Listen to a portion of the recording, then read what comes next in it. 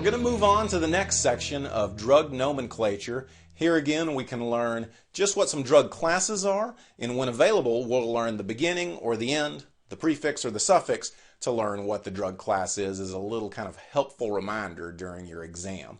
We'll start out with benzodiazepines. These usually end in PAM or LAM, PAM or LAM, and that'll tell us these are benzodiazepines. Now, one thing about these medications is they are addictive, they are abused, they have a high street value, and because of that, you'll see quite a bit of issues going on with them. People had 30-day supplies of it 10 days ago and need more. People bringing in multiple doctors' prescriptions to you for the medication. Be very careful for these type of medications because there's always seems to be some kind of shady type of thing going on with them. So be careful. Make sure none of your workers, your co-workers are taking them. Always stay away from any kind of temptation to be able to pull them away from the pharmacy you're at. So they end in PAM or LAM. They are controlled substances. We'll learn the schedule class later, but it's schedule 3, 4, and 5. We'll make more sense of that later. But some 3 examples might be diazepam, alprazolam, or lorazepam, Valium, Xanax, or Ativan as the 3 brand names for each of those respectively. And you can see that right here on the slide. So again, PAM or LAM ends in that. You'll know it's a benzodiazepine. Let's discuss cholesterol medications. Cholesterol medications can end in a couple of different endings, but statin is the one I want you to refer to here. It's on the left side. Statin is simvastatin, atorvastatin, or pravastatin.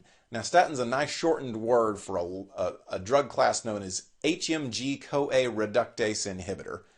Whew, that is a long mouthful. HMG-CoA reductase inhibitor. You'll want to just say statin because it's just easier and you sound like a real nerd whenever you say that big long word. So statins, you can see the 3 right there. On the other side, unfortunately, this doesn't end in a nice little ending that we can help remember. So in this one, we'll just have to remember these 2 medications, fenofibrate and gemfibrozil. Those 2 you can just remember as the fibrates. The brand names are Tricor and Lopid. So just remember those 2. Again, no fancy ending here to help us remember these. Let's discuss pain relievers. Now, in the pain relievers, you've actually probably had many of this first category called an NSAID. It's a non-steroidal anti-inflammatory drug. Now, let's think about steroidal anti-inflammatory drugs. Maybe you've had a steroid such as prednisone before. That's an anti-inflammatory drug, and it comes with its own set of side effects. But non-steroidal anti-inflammatory drugs, it's called that just because we're trying to note that it's not a steroid. These are actually a little worse on the kidney at times. Nonetheless, they're kind of the lifeblood of pain management. So I've got 3 examples here: ibuprofen, diclofenac, and naproxen. Check out the brand names: Motrin and Advil for ibuprofen, Voltaren for diclofenac, and Anaprox and Naproxen for naproxen. You'll see naproxen over the counter, also called Aleve.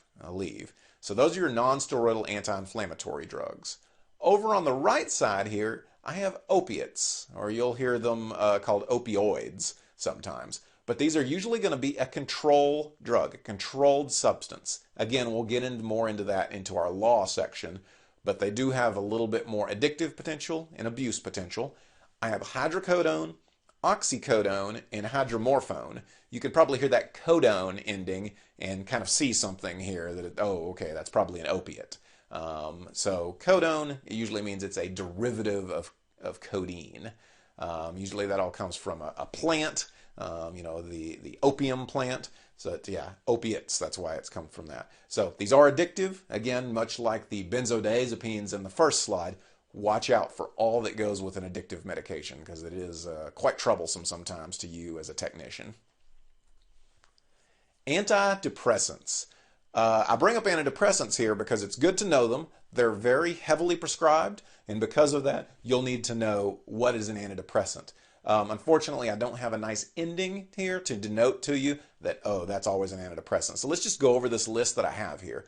I have paroxetine, fluoxetine, venlafaxine, bupropion, sertraline, citalopram, and S-citalopram. Now, you can see the brand names there, and also you might have noticed that many of them end in INE.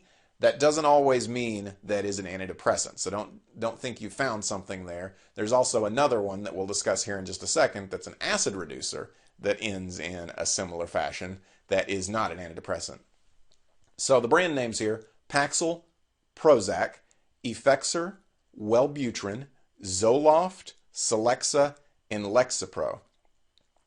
You'll want to know those, each of matching to those. You know, one thing I want to say here is the great thing about a video course with a pharmacy class is you get to hear the pronunciations of a drug. It is real easy to read the drug and then be able to pronounce it wrong, and you just really, through the repetition, get to almost think that is correct.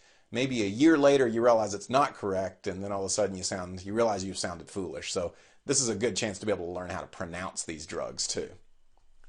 Let's talk about acid reducers. Acid reducers. I've got two different categories here. I have PPIs on the left, proton pump inhibitors, and H2RA, histamine 2 receptor antagonists on the right.